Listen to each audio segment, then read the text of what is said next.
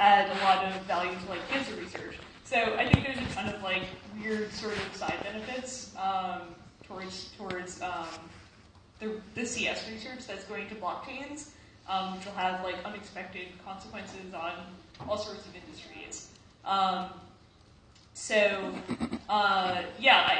expect the unexpected. And I never would have thought that like CryptoKitties would be the #1 killer app with Ethereum, but here we are. I asked this yesterday. I'll ask it again today. Does anyone here have a CryptoKitty? Okay. How about no photos during this time? Was anyone involved in the Tezos presale? Okay, putting my hand up very quickly. Okay, I'm just curious. So I have a couple more questions, but if you're okay with this, I wanted to open it up for audience questions really quick. Let's start with Michael here in the front, and then really quick, just some parameters on questions. One question, questions, not comments. And normally we say, we're focusing on blockchain, not cryptocurrencies, but I don't think that really applies today at this panel. But and then just say your name and then your question. Michael Scott, I'm a member of the media, and I got up this morning and I immediately wanted to grill you on the controversy, but I'm gonna let off of that. I want to talk a little bit about your journey, and since you are I think you were a philosophy major. Yes. Just philosophically, what's kind of running through your mind in the midst of all of this advancement, amid the controversy? With Tezos? Yeah. Oh, yeah. It's funny because I was telling you, well, my friends would know, I got hung up in the morality of what was going on a few months ago. And then I had a very frank call with a fellow entrepreneur in the space. It's like, Kathleen, your big problem is you're getting wrapped up in the morality of this. There's no good or bad. There's no right or wrong. There's just a fucking game. and there's a lot of truth to that. So I basically, I think what's being done to the 30,000 contributors to the Tezos fundraiser is wrong. Essentially what happened was, we accused this, trustee of attempting to embezzle money, which has been verified by several sources. But in any case, we accused him of this, malfeasance. For reasons inexplicable to my brash American mind, he's still there, and he's still causing trouble. He leaks information whenever he can. He's completely oblivious and impervious to blame. For most rational people, this would be infuriating. For a while, I felt like I was being gaslit. But then, I just kind of unburdened myself from the morality of it. And I was like, well, we're going to have to launch. We're going to have to find a way. It's clearly not going to be with this jackass. And that's how we got T2. So, just don't get so caught up in the morality of things. Bad things happen to you, atrocities happen to you. Arthur's grandfather, Arthur always puts things in perspective of his dad, who grew up in the 1920s in France, and all of a sudden things don't seem so bad. And so we try to keep perspective and just say this is very unfair. It's unfair to everyone who contributed. It's unfair to everyone who works on the project. And yet it's not the end of the world, so we just have to move forward and ship the code. And that's how we get through this. Great. I think we have time for at least one other question. This gentleman seemed very passionate. Yeah. Yeah.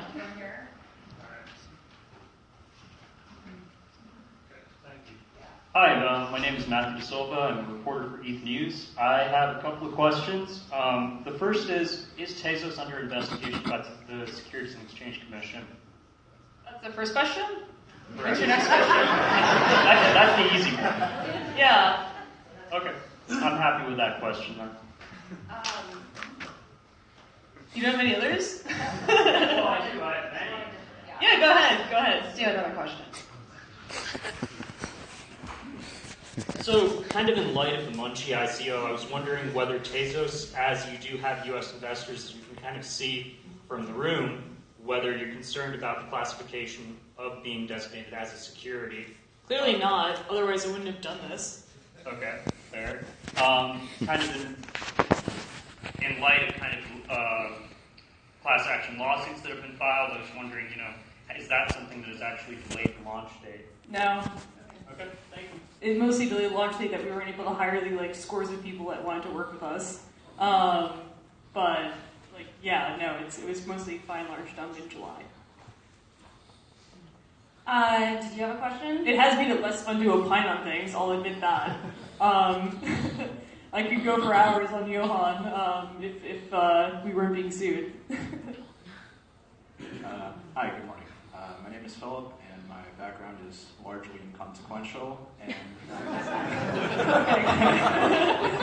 so I'm curious as to how one transitions from being a philosophy major to working on something of this scale. What sort of skill set did you pursue? How did you get there?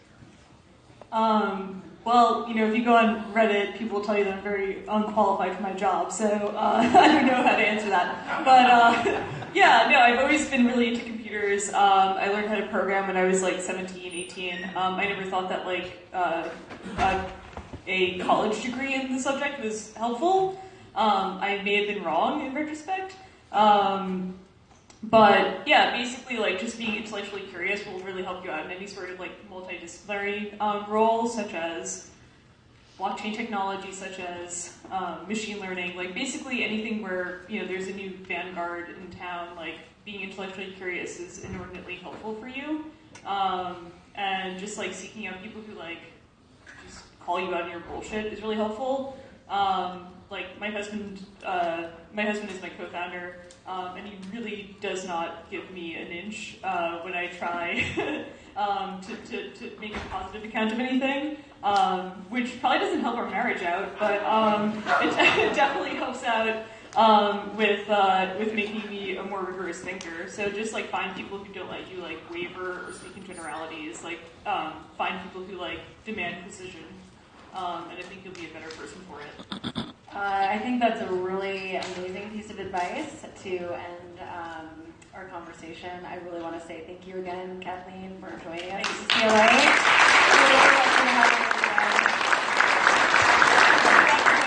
We have a great panel up next, music in the blockchain, with some music industry veterans, also startups in the space. So stay tuned. We're going to start that in about 1 minute.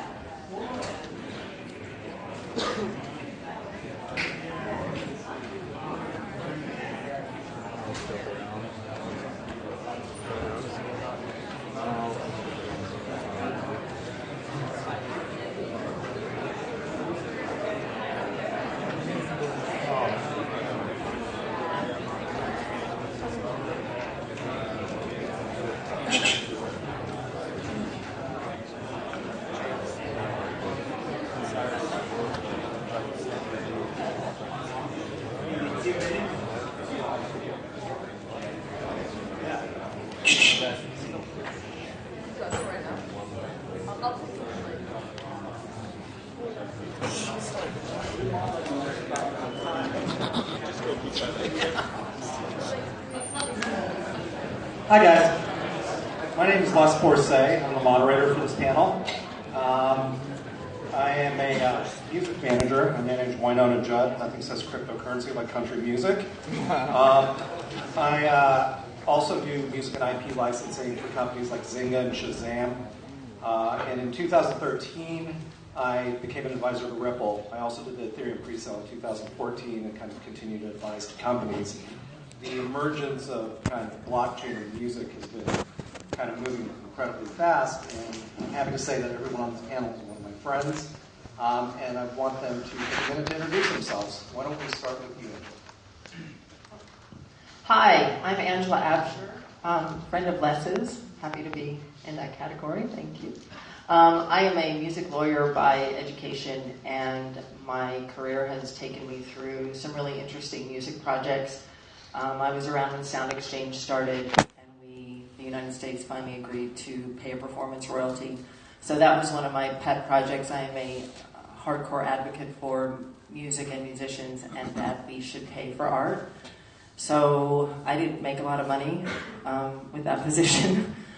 So I moved into other things and have done a lot of work in the space, including gaming.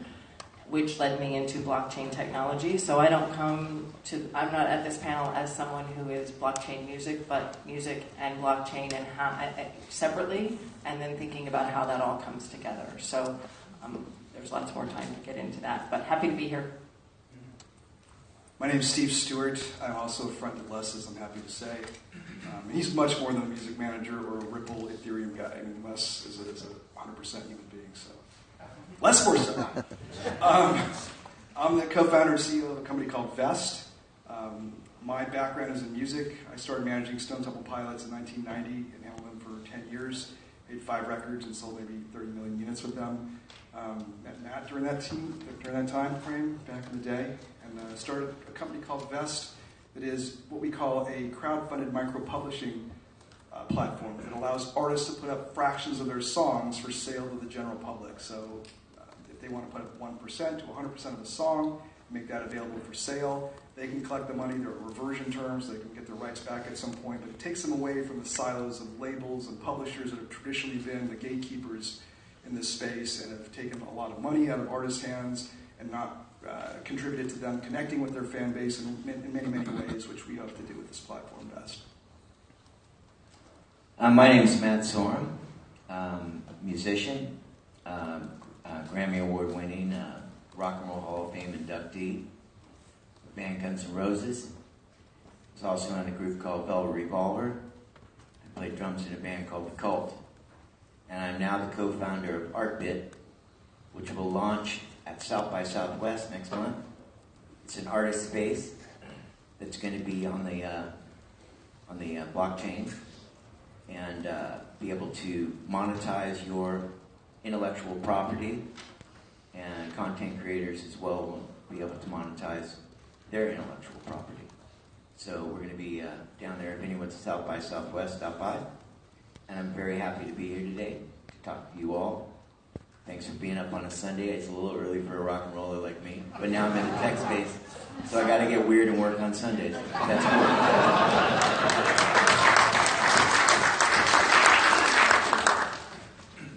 How's it going? My name is Michael George. I work at SB Projects with Scooter Braun. We manage the likes of Ariana Grande, Justin Bieber, Kanye West.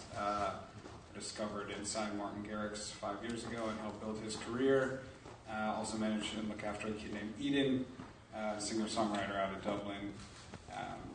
My entire life in the music industry for the last 14 years has I've watched disruption the entire time. So, watching blockchain come in and try to disrupt the finance world, it only made sense that it was going to eventually try to bleed into the music industry. And since we are the slowest to probably accept change, I guess we'll see what happens. And further to the point, Michael's absolutely down the rabbit hole. He literally emails me daily with new cryptocurrency opportunities. So let's go with that line of questioning that you just brought up. I was at MCA Records in the early 90s when Sean Fanning and Sean Parker came in with Napster. And our knee-jerk reaction, not mine specifically, but the company's knee-jerk reaction was kind of fuck innovation. We don't want to do this. We don't know how we're going to make money from it. I know today that the record companies haven't really embraced blockchain yet because I know a lot of the guys running it. So what's your experience with record companies and blockchain, and how do we change their perception and kind of move forward to embrace innovation? And Steve, why don't you start with that? Well, getting record companies to do anything less, as you know, is a joke. I think there's some guilt, though. They feel like they missed out with Napster, and from what I've seen, they're all buying into stuff. I mean, look, 30% of Spotify is owned by the labels. So don't let them fool you. They have a very deep vested interest in that platform. There's actually a non-compete in their contract, which doesn't allow Spotify to act as a label, which is kind of hamstringing that platform because of the ownership. And as you may know, when monies are collected, those label partners are paid as K1 partnership partners, not as artist royalties. So the artists get 0.0005 or whatever that percentage is per stream, while these partners, as owners of the company, are taking billions of dollars off the table as K1 tax income. How do we get labels to turn around and embrace this stuff? I think it's going to take a third party to really disrupt this space. I think there are a million more times artists than there are label executives. When those artists are empowered and they start to figure out what they have, which is the creative juice behind where all this money's coming from, the labels will have to take notice. I mean, you've got guys like Chance the Rapper. You have a lot of artists that are independently out there making money without these existing structures in place on their own terms, their own rights, their own monetization, ways to do this stuff that are disruptive and direct to their consumer base, which the labels are gatekeepers. They don't want to have that connection, right? Try to get your customers' information from a label, right? If Matt sells 4 million VR records and he wants to touch some of those people in Cleveland because they're touring in Cleveland, the label's not going to tell him who bought those records. Why is that, right? Why should the label keep from you your customers' information, right? You created those songs. You wrote those songs. That's your creativity out there earning the money. Why shouldn't him, make more money than the labels? But that's not how it is. And until there's some disruption, until a bunch of artists get together and do this the right way, I don't think they're going to even pay attention. So let's talk about artist disruption and giving the power back to the artists. I know for a fact that a lot of the bigger managers, and Michael, you can answer this question, are apprehensive to kind of engage in cryptocurrency initiatives and blockchain initiatives because they don't want their artists to be guinea pigs. And Matt and Michael, you can both answer this question. How do we get artists to step out and take the first steps with these new technologies where, look, right now Bjork, Imogen Heap, and RAC are the only artists I know that have done anything in terms of releasing content on the blockchain. How do we, empower artists to do that? Yeah, I mean, I think it's tough because as an artist, you probably have your rights bought up and owned by different people. So you have your label or your publisher and so on to try to get them to go and do something that involves blockchain or cryptocurrency would be getting buy-in from all those different people. So it really needs a perfect storm of either having enough leverage to be able to tell those different partners, like, this is what we're going to be doing, or they need to not have those affiliations at all and be independent, like a Chance, etc. But I think it also would take it takes an artist who is interested and believes in the space and wants to try something new and innovate to really push the envelope and do that. If you look at Imogen Heap and what she's done on the blockchain, when she releases her songs, if she's got a co-write, on the blockchain, the data would be able to split those publishing rights instantly without having to go through a paper trail of the publisher and all the people in the ivory tower that have the position of pushing paper. So that's something that they pay on a quarterly or biannual basis, right? This can happen instantaneously and go into your wallet.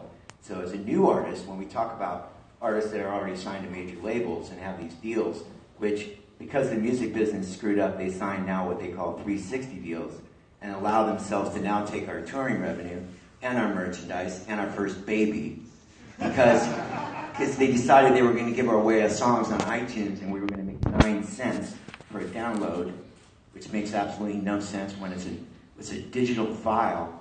And why is the label making $5 because they ship them a digital download of an MP3 that sounds like crap? And when the artist created it on a WAV file, the audio that we wanted to be great, and guys like Jay-Z come along and say, with his elitist group of hierarchy, and say, now we're gonna bless you with our WAV file on Tidal, and I'm like, bullshit. So I don't believe in the fact that the label's gonna come along and try to take half of my earnings on the road because they're not riding on the tour bus in a bunk for 12 hours a night.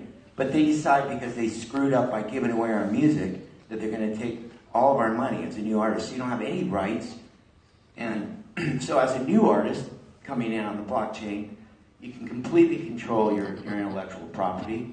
You can see where your publishing money's going and the community and the consensus, not the ivory tower that owns Spotify or the front page of Apple Music, can tell you what you're supposed to listen to. You're still being force-fed music. I don't care if you're streaming or if you're downloading on iTunes. This is all force-fed by the ivory tower. So let's just kind of continue with that for a second. That's why I wore my leather jacket today, because I'm a disruptor. So let's just continue with that. So, I think it's a pretty utopian view that there's this transparency on the blockchain. And as a young artist, you can put that content up there. But transparency is something that the labels and publishers, try to avoid. So let's take it a step further. When we start getting into consent and basic rights and co-writing Those compositions at that point are not owned specifically by one artist, they're owned by multiple parties. So how do we address that? Because the transparency is obvious, but the consent isn't. Angela, you might want to answer that question as a music lawyer. Well, is this on? I think that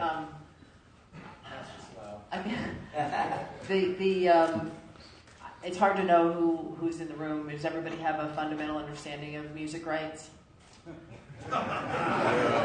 Zero.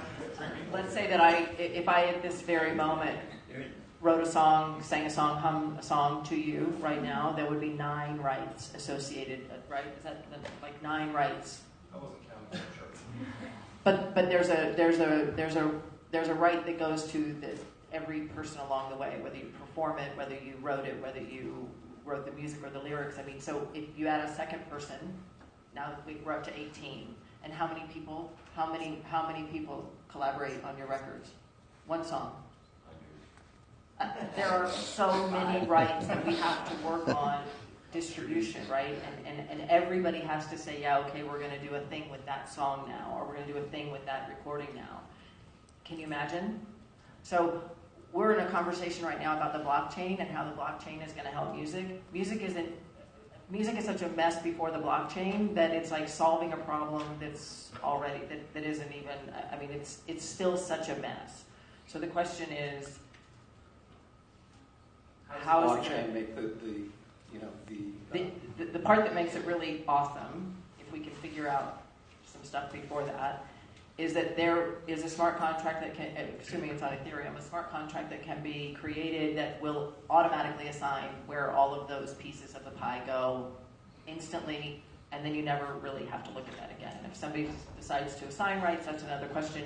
But everybody can get their rights automatically. Okay, so without a centralized database to find ownership at this point, how does the blockchain solve that problem? Because that's just another step in terms of assigning and granting rights. We don't have a place that we can even identify them. Does the blockchain help with that? I don't know how the blockchain... It's not the first layer of technology, right? It's going to have to go through some sort of a mapping technology, and then it'll be... These are the issues, right? I mean, how does it? Steve, you want to touch on that as a manager? Les, did you just stump an attorney? Come on, man. Listen, I think blockchain is probably oversold at this point. I think the promise is there, but it's just like the internet in 1990, right? It's going to be everything for everybody. You're going to fly around in a jet car. It's not quite what's happening. I mean, we're in the middle of building a product based on blockchain, but we're learning that the expense and the time that's involved are still exorbitant, right? The transactional times aren't up to where they should be. If you're trying to buy Bitcoin, you put a transaction through, it could take you 5-6 hours. It could take you a day to get a Bitcoin transaction through. That's not going to work in a consumer model, right? The cost, we're talking about $5 to $8 for each account, which isn't scalable on our platform. So there's a way to incorporate blockchain technology down the road in a very efficient manner, but it takes a little bit of tweaking from what you think is the holy grail right now. There isn't an actual solution that works at that scale or velocity at this point in time. And that's why it's so hard for her to answer this question because, yeah, it is what you said.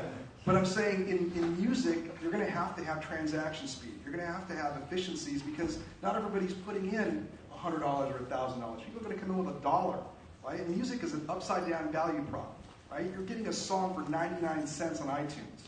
Why are you paying $15 for a book, $25 for a movie, $300 for a ticket? $360, that's why. $360 for Matt, right? Music is something that your favorite song you might listen to 10,000 times in your lifetime. You hear that song, it inspires you, it means something to you, it stays with you generation after generation after generation. That book sits on the shelf after you've read it 3 times. That DVD or that movie that you own, you might watch 3 or 4 times. That song means something viscerally to you, but it's valued at 99 cents. There's something wrong with that, right? And we're here to change that. I mean, just to give you guys like kind of a glimpse into how complicated things are on the music industry side, I'm like constantly fielding emails about clearing or licensing songs that we have, where they don't know the rest of the writers of the song, the rest of the producers of the song, how to reach those people, who publishes them, and so on. And it makes it physically impossible to clear that song. So the best song for that commercial, that sync, whatever, can no longer be used because they just can't get the ball across the line. They have to go use something that's similar or different. And then people miss out on money, which is like, so with a lot of the artists that you manage, which are EDM artists, there's more of a process of owning your own copyrights and owning your own music. Are your EDM artists coming to you and asking about cryptocurrencies and the blockchain yet? No.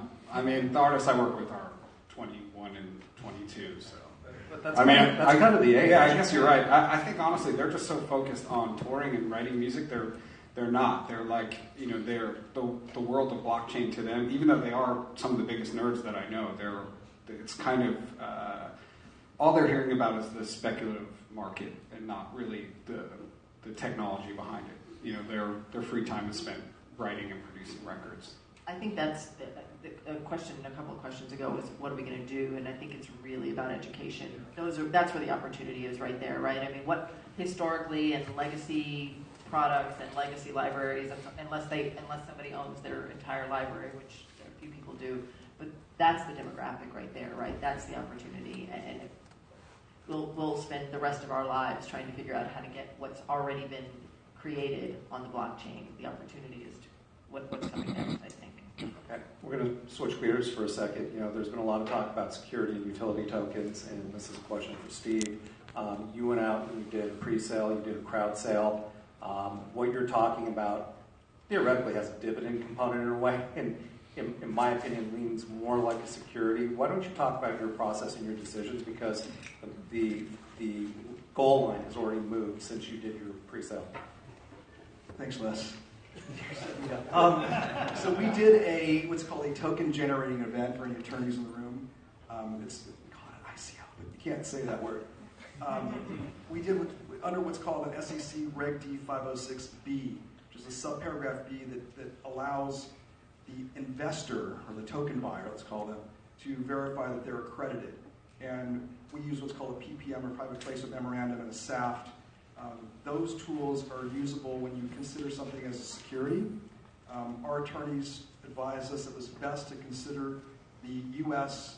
private sale, pre-sale, as a security, so we papered everything up to do that properly. We did a public offshore, a non-U.S.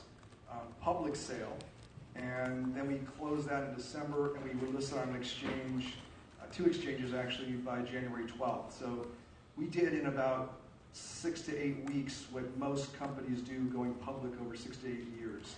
This process of a token generating event is basically compressing an initial public offering from 6 years to 6 weeks. There's a window that's closing. There's regulation that's coming, not that it's unwarranted, but we took advantage of the ecosystem at the time. We acted very quickly. We were able to execute and fund our company for probably 3 or 4 years of runway at this point. But it is getting more expensive and more time-consuming to do what we just did. So as far as securities versus utilities, the big debate, I'm not sure if you guys are that deep in it, but whether a token, which is what you receive in exchange for your buy-in, where in a normal VC raise, you were exchanging equity in the company, so actual stock for dollars. In a token-generating event, you're exchanging tokens for dollars. Technically, once you deliver the token and someone's paid you, that's the end of that transaction. In stock, or in a traditional equity raise, you get a piece of equity in return for that investment, but that equity is going to go up and down based on the value of the company. So there's an ongoing relationship. With tokens, there's technically no ongoing relationship. The SEC is concerned that some tokens may act as a security. They may act as an equity piece. In our platform, we're careful to call it a utility token because you can actually use it to operate on the platform and buy song rights directly with the token. It's a very important distinction. Now, can you complain that, there's a royalty attached to the song, so it's speculative? Our answer is that if you own something, you should have the right to sell that. So if I own a 68 Camaro and I want to sell that to this lady right here, and I want $10,000 for my Camaro and she agrees to buy it, I can sell that car. Is that a security? I don't know. Will that car appreciate in value because it's a classic? Probably so. But she's not buying it ostensibly because of that increase in value. She's buying it because she wants to own an asset that I have. So if I'm a writer or a player or a producer I own a piece of a song, and I want to sell that piece of that song. I should have the right to transact that any way I wish. Music publishers do this all day long. They buy huge catalogs for a lot of dollars, and they own those catalogs and exploit them and earn money from them. Is that a security? At this point, it's not. So in our lawyers' legal opinion, we're operating as a utility and not a security. Until the SEC changes the goal line again. Goalposts are changed all the time. Further to that, ICOs and pre-sales have become a really interesting way for companies, individuals to go out and raise money. There's a kind of thought process with artists that they can go out and raise money for their own businesses. The problem that I see as a manager, wearing two hats, is the blockchain doesn't solve distribution, it doesn't solve artist development, it doesn't solve promotion, sales, streaming. How do we get the benefit of being able to raise money through ICOs and pre-sales and figure out how to do the other part as well? Either Matt or Michael should answer that. Well, as you saw Bjork with Blockpool, she's getting a lot of PR from that.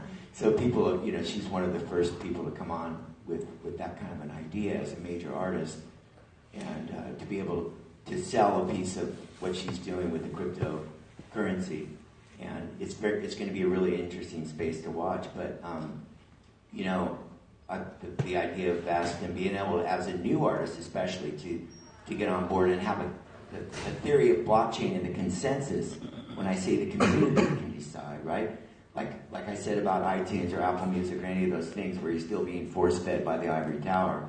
When you see the front page as the hot list or these things, that's all decided by the people over at Apple that are tied to the labels and the politics that goes with that. So the community of the world that goes to Spotify or to Apple or any of those things, you're still being force-fed music is my point. Now, the idea of blockchain and the consensus will be the community rising the best stuff up to the top. As an idea, it's there. Will it be mom and pop? Will it be that user-friendly? These things are going to take time. Like when we first saw Napster, and it was a bunch of squiggly little lines, and no one could figure out how to download, and what was that? And then the MP3 player came, and then Steve Jobs came along and grabbed it and said, I'm going to create iTunes. And when I first made records, there was no digital component in my record agreement. There was nothing that said anything about digital. We were like, what's that? And then someone just said, oh, don't worry about it, it'll be on the internet. And that's how it went down for artists. They just kind of threw it in there. And now the conversation of blockchain, artists, what's blockchain? The world's asking, what is blockchain? But we're having the same conversation we had when the internet first started and when Napster first appeared. So this is a new paradigm. And we have to, disrupt, once again, the music business is archaic in their thinking. And they're going to miss the boat. Yesterday on the panel, a very good friend of mine was here from Universal Music Publishing, who controls the largest music catalog in the world. But he was at least here with an open mind and willing to listen to the new ideas. And that, I thought, was a very good sign that they need to listen, because they never have. And then all they are worried about is their annual check that they get so they can live out in Malibu on the beach. And so, as an artist, I want to bring the community of new artists and give them a real chance. Not this idea that they're going to go on YouTube and put up 1 million views on YouTube and get paid $1,000 while YouTube reaps the benefits and puts a commercial like McDonald's in front of you, and they've already got a check from McDonald's before they're going to pay you your measly $1,000. And at the end of the day, you're going to make the same amount as a McDonald's employee, so you might as well be serving burgers. So new artists don't stand a chance. Where do they go? This gives me hope. The blockchain community and the idea that new artists can come here and thrive now, especially with the cryptocurrency element that could give them coins today. So that excites me. I guess I'm not necessarily sure I see the promotional aspect of blockchain in regards to breaking new artists. Like, I don't really see that component. I see how it applies to rights management. I see how it applies to potentially crowdfunding and for an artist instead of going through Kickstarter or using someone in the ivory tower to cut you that check. But the artists that I work with that I've broken over the last 5 years, these are kids who actually are just putting music out on the internet. And as crazy as it does seem, yes, you have all the stuff that's being force-fed to us through Top 40 Radio and Spotify playlists and Apple Music playlists, but Eden, for example, an artist I work with who we just did 40,000 tickets on this upcoming tour. This is a kid who literally, somebody on YouTube found his music, put it on a channel that they run. Yeah, he made no money off that, but it spiraled into a fan base, and that was kind of it. I don't necessarily say those YouTube views are real, though, because that system's corrupted. Well, the fans that come to the shows are real, and I know they're coming from YouTube because that's the only place that it's coming from. The thing about the blockchain is the data is real and it's transparent. So the corruption of YouTube, you can buy views. Anybody can go out and buy as many views as they want. It comes from, there's a guy that will contact you probably on your Facebook, and he's from usually India or some other country that's actually saying, hey, I'm going to sell you a bunch of views. So now these untalented people rise to the top because they have enough money to buy views. I'm not saying your guy's untalented, but I'd like the consensus of the world to say what real talent is. Like, I asked my friend at Universal Publishing one time, I said, if Prince came in and played guitar right now and stood in front of you and sang Purple Rain, and he didn't have any views on YouTube, would you sign him? He said, probably not. Because the first thing a record company guy or a manager like this asks is, how many social media followers do you have? That's the first thing they ask. They don't ask about your talent, right? That's discouraging for me, right? Where's the real art? And then somebody like Adele comes out and sells 30 million records. People go, oh my God, she still sold 30 million. Why? Because she was relatable. And all of a sudden, she was real. She sang a vocal without auto-tune on it, right? And everyone goes, wow, that's so interesting. There's no auto-tune. You can actually hear that she's a little bit out of tune right there, right? When everything else is homogenized. So I come from, when we made records on vinyl, right? Matt, tell us how you really feel about all this. When we made vinyl, which was a work of art, right? A work of art. The cover had art on it. Now, I'm very excited to know that the market of vinyl has come back to almost 12% of the share of the recording industry, because that is a piece of art, right? So now we have to figure out how to bring art back to the community, real art. Okay, we have about 6 minutes left. Why don't we see if there's some questions? And there are. Michael, go ahead. So we talked about music rights, but in terms of blockchain relative to merchandising, any thoughts on that? Any one of you can answer that. Yeah, I mean, I think blockchain and ticketing is really interesting. I think it would potentially, it could. The only problem for me I see is like, all right, the gatekeeper is Ticketmaster and Live Nation and AEG, etc. So what would incentivize them to create something decentralized that would not, so maybe if they created something that was centralized or a private blockchain application, that could make sense for them so they can control the secondary market and so on. But other than that, I don't see it. You're still talking about Live Nation and AEG and all those ivory tower assholes. Right? You're a young man, but when I used to tour the world, right? I used to go from country to country. Every promoter was independent before Live Nation came along and swooped everything up and told. Yes. Yeah, but and so what I'm saying is now going back to the new artists, when they don't buy into the ivory tower of Live Nation, AEG, and all these other guys, right? It's still doable with the blockchain because the information is there, right? It can be. Not today, but it will be. Matt, in all fairness, I worked with a lot of developing artists, as a concert promoter in an early incarnation of Live Nation. And the truth is, the thing, that stemmed our business is we looked for those artists to cross over and become part of the machine, whether you like it or not. That's what we were buying. Look, your tours in particular, no offense, you're getting booked by Live Nation and AEG, and you're part of that. I know. Hypocrisy. Because they wrote me a big fat check in advance. Well, that's exactly and right. we took the money. Why? Because we're all greedy.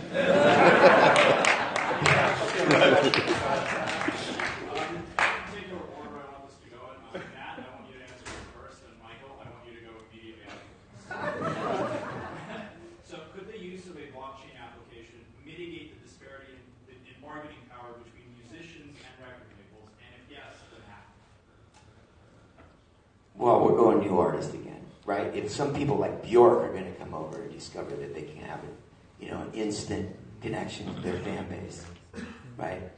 You got to remember, when I signed my first record deal, the record company was very kind to give me 12 points when they received 88. And that's after we paid the light bill, the video cost, and the production of the record. Okay, that's when we made the vinyl thing. Okay, but now I believe the new artist can have that direct access. Yes, the machine is there. The machine, right? And they're going to gravitate to the new artist because when they rise up, they always come. The machine. But I truly believe they can have that connection. Yes, on the blockchain. So I think that your question is pretty interesting because why, if blockchain applications all work out and all these dreams that we're talking about now, which they probably will in some capacity work out, why would we need more bargaining power with them? They're essentially just a bank, right? So they fund.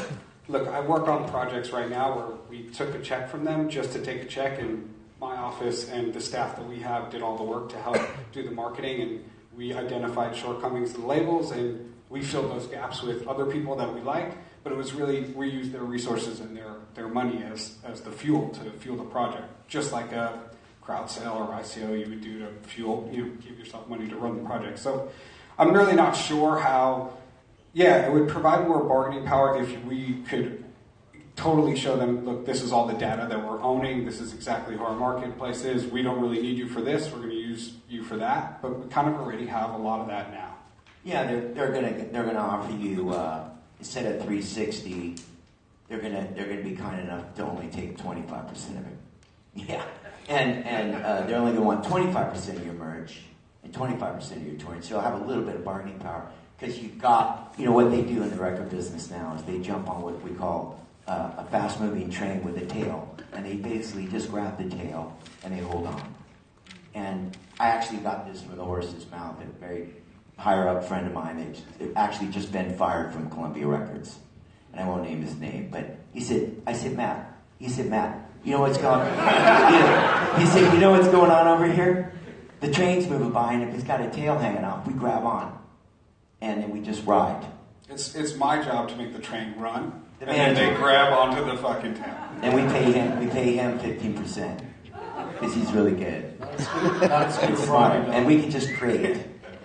That's what we're supposed to do. We're supposed to just create. All right. Up there. Where do you see this technology and specific vertical use case effective in emerging markets? And where do you see that going? Is that something you're focusing on as well? Did you hear the question? Say that again and speak. Where do you see this vertical complemented with this technology being used in emerging markets, and is that something you are focusing on? You're talking about blockchain technology? Blockchain technology and in global markets? Or yes. What do you mean by emerging markets? Emerging markets, Latin America, Africa, Southeast Asia. Well, one, you've got major territories. We met with a gentleman from Nigeria. Right? Guess what? They don't have a PRO. It's a performing rights organization in Nigeria, which is the second biggest economy in Africa. That means every artist in Africa, Nigeria, cannot collect money on their art. It's shocking, right? So there are plenty of places, even in the developed territories, where songs aren't registered properly, writers aren't put in properly, and there's what we call a black box. This is a dirty secret of the music business. All the money goes in there, and no one knows where it goes and where it's accounted to. And maybe, if you're lucky, you have someone on your case, like an attorney or a manager that's looking after you, or you're an artist that's a student, can take care of yourself, you can collect those monies. But hopefully, the hope is that this technology allows transparency, allows efficiencies to be made where artists can collect the monies they're due. That's not happening right now, right? There's nothing that says it can't be happening right now, but there's politics, there's money, there's greed.